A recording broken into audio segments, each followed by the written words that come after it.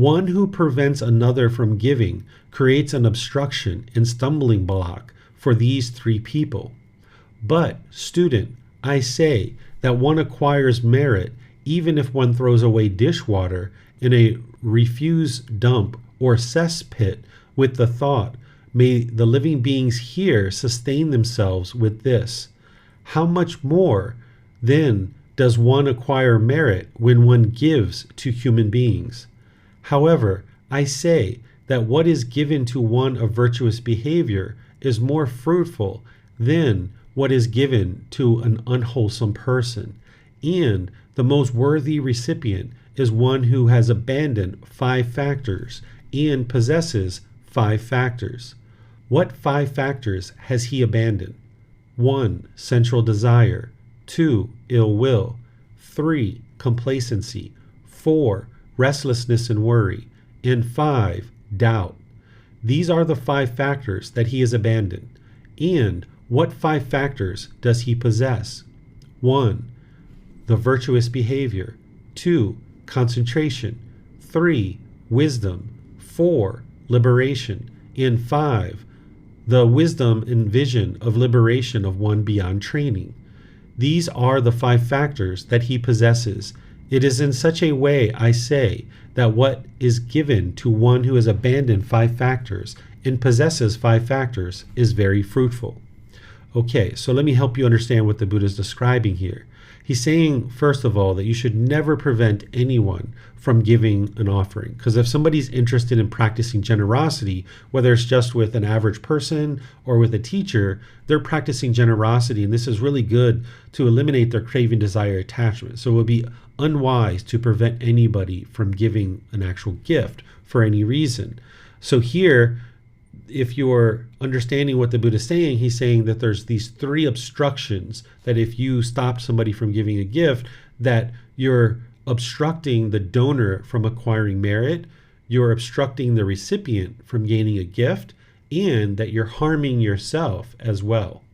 And now the Buddha provides guidance about how to give a gift, that if you're going to give a gift, that the person that you're giving the gift to should have abandoned 5 things. This is the Buddha giving you guidance about who to make offerings to. Because if you can imagine, during the lifetime of a Buddha, there would have been thousands and thousands and thousands of people learning his teachings. And not everybody is going to be practicing them deeply. So he's providing guidance to help you understand, to help support virtuous practitioners, because then the teachings can come into the world in such a way that benefits countless people.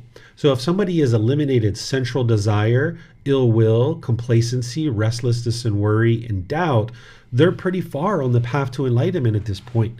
These are called the 5 hindrances. These are the 5 things that are going to hinder you or obstruct you from getting to enlightenment. So if somebody's eliminated these 5 things, then that means they're really far on the path to enlightenment. And I explain what these 5 hindrances are in various classes that I teach, and they've been recorded. So if you ever need to learn that, you can learn that. It's the very last class of each group learning program that I teach. So I'll be teaching this again in about 6 months, but it's been taught many other times in the past, so you could see the recordings if you like.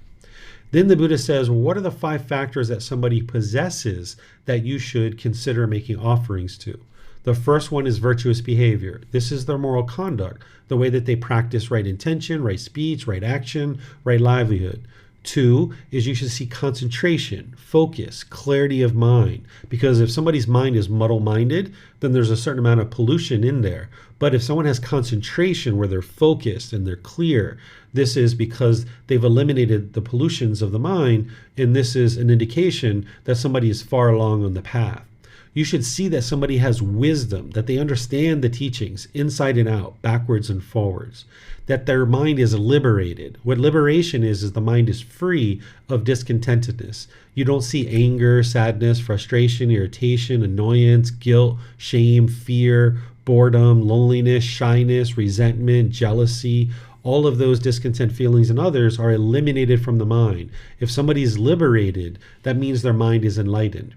And then the 5th thing that he's talking about here is that they have wisdom and vision of liberation of one beyond training, meaning that not only is their mind liberated, but they now have the ability to see very clearly of what it takes to get to liberation, and they're beyond training, that they're done with their training. They've trained their mind so fully, they've acquired what's called final knowledge. By the time you get to enlightenment, you will have eliminated all the 10 fetters. You fully eradicated ignorance or the unknowing of true reality. You have full cultivation of wisdom. You fully understand the entire path to enlightenment. So this person has wisdom and vision of liberation. They know exactly what it takes to get to liberation because they've done it already. They've eliminated the 10 fetters and the 10 pollutions. They are now beyond training. So if you interact with somebody of this nature, the Buddha is saying it would be very wise to support this individual, because once again, this is how the teachings come into the world, that if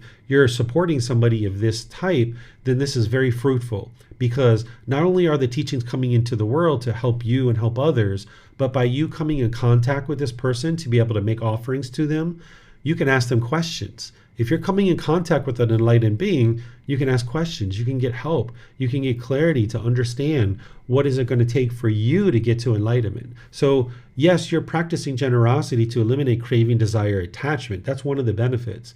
And yes, you're supporting this individual to then be able to share the teachings of the Buddha with others to be able to get to enlightenment. But the third aspect of your benefit here is that you are coming in contact with an enlightened being, and now you can ask them all kinds of questions, not only in that situation, but you can build a relationship and ask questions over the course of your life that's going to ultimately help you get to enlightenment as well.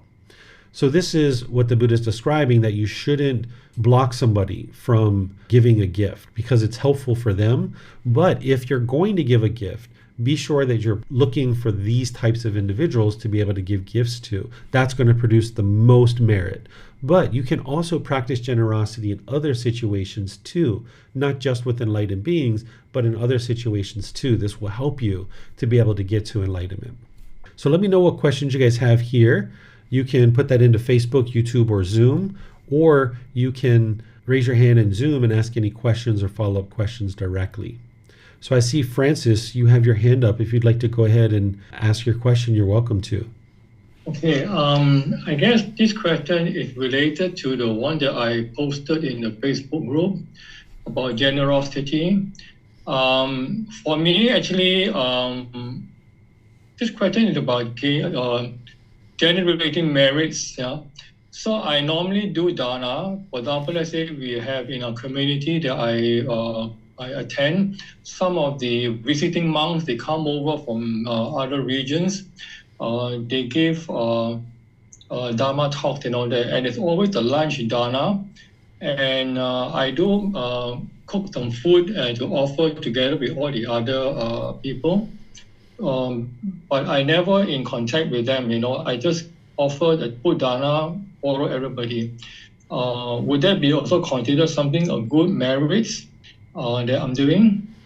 You are creating merit in that situation, but what you would like to do is you would like to improve the quality of your offering by knowing whether the individuals are in any of the stages of enlightenment, the first, second, third, or fourth stage of enlightenment. If you're supporting someone who's in the fourth stage of enlightenment, that's the highest quality of merit that you could produce, because now you're helping that individual to be able to share their teachings by supporting them, and you're coming in contact with that individual. So there's definitely benefit for you and others by you practicing generosity to support ordained practitioners or teachers, but you would more readily like to know that the recipient that you're practicing is either enlightened or very close to it, because that's where your offering is going to have the most benefit. So having a personal relationship with a teacher so that you can know them is really helpful. That's what's going to produce the most benefit for you. Yeah, but I actually do not know whether they are, what level of enlightenment are they at, because they come for a few days and they go off somewhere else, that. So I just follow the request that whoever want to do dana, lunch dana, to just provide the food and together everybody. So that's my challenge. I do not know what level they are. I don't have a chance to build a relationship with them because they just come 1-2 days and they go off. Yeah, there's no harm in what you're doing, right? You're producing benefit, you're producing wholesome karma. But what I'm sharing with you is how to increase that to make sure you're producing even higher qualities of wholesome karma or merit is by coming in contact with individuals and talking to them. So I wouldn't advise you to stop doing what you're doing because I wouldn't prevent you from giving a gift, right? But instead, I'm just providing you guidance of how to improve the quality of your merit. Okay, I understand. So lastly, actually, that on the normal generosity, sometimes I do help out with friends and colleagues and all that, with issues and all that. That also considered generosity of helping people. Yes, if you're providing your time, effort, energy, or resources more than is strictly required in any given situation without any expectation of anything in return, this is generosity. And there's different qualities of generosity depending on who you share with, but you're going to need to practice generosity with lots of individuals in order to get to enlightenment. So you should help your colleagues and your coworkers, your neighbors, your family, friends, even people you don't know that you have come in contact with. But remember, you're always looking to practice generosity from the middle way. Whereas if you were craving and sharing excessively, you wouldn't have what you need to take care of your own basic necessities. But if you never shared, your mind would be selfish and stingy. That's not going to lead to your enlightenment either. So you need to practice this generosity from the middle way. It's the same thing with loving kindness and compassion and other wholesome qualities. You need to bring it to the middle. So I'm not sure where you're at with your practice of generosity. Are you sharing with people who are around you and the things that you're doing? Are you sharing with teachers who are sharing teachings with you? This is going to help you to develop your generosity. Yeah, I just that I do not share or give to every Tom, Dick, and Harry, mostly to my family members and to close friends. And I see if people need my help, I will just help them. These are people that I know and can trust. Not every stranger that I go and help. So sometimes I even go for, let's say, I donate to some underprivileged children's home, old folks' home. These are things, I'm not obsessed with generosity. I just see the situation. If I can have the time, I have the resources, then I'll go in and do it. Okay. Yeah, it sounds like your practice is developing, so that's helpful. So keep looking at that and keep paying attention to your practice of generosity. Okay, thank you so much. That's all. Yeah, you're welcome. Okay, I'm not seeing any other questions anywhere. So what I'll do then is just thank you all for joining for today's class and remind you that in our next class, we're going to be in the next set of chapters. The next set of chapters is 31 through 41. Usually we go up to 40, but this book has 41 chapters, so we're going to have 11 chapters for next week. So if you'd like to read those ahead of time, you can download the books from buddhadailywisdom.com. You can read it on your electronic device, you can print it, you can get printed versions. That way you can read either before and or after class. This will be really helpful for you. And then tomorrow in our group learning program on Sunday morning or Sunday evening, 9 a.m. or 9 p.m., I'm live streaming all the classes now that I'm teaching at the temple or in the evening here at home on Sunday, Wednesday, and Saturday. I'm going to be teaching in the group learning program chapter 3 of volume 1, which is titled Enlightenment. What is enlightenment? This is where you can learn what enlightenment is in detail, because the more you understand what enlightenment is, the more easily you can navigate your way to it. If you didn't understand what enlightenment is, you would have no ability to actually get to enlightenment. So you need to understand what it is in order to be able to navigate your way to it. So I'm going to be teaching you that tomorrow on Sunday. And then on Wednesday, we're going to be in our 4th part of our 4-part series on loving kindness meditation. And then we're going to be moving in on the next Wednesday to a 4-part series on Buddhist chanting, where I'm going to be teaching Buddhist chanting. So you're welcome to attend any of these classes. There's plenty of courses and retreats coming up in the rest of this year and next year as well here in Chiang Mai, and I'm starting to live stream more and more things from the temple to be able to help you guys be able to learn all the various things that I'm sharing with you. But I'm being aware to not share too much, because I feel like if I, live streamed every single thing that I taught at the temple, it might be too much for you guys. So you'll see me offering various live streams and various retreats and courses throughout the year that you guys are always welcome and invited to attend. So I'll see you guys perhaps in one of these future classes. Have a very lovely and wonderful rest of your day. Take care. Sawadee krap. Thank you for listening to this podcast. To provide support for this podcast, visit patreon.com/support Buddha. To access more teachings, visit buddhadailywisdom.com. There, you will discover a full range of courses, retreats, and online resources to assist you on the path to enlightenment. Remember to establish a daily, consistent meditation practice, along with learning and practicing these teachings. A well-developed meditation practice is the foundation in which to train the mind to attain enlightenment.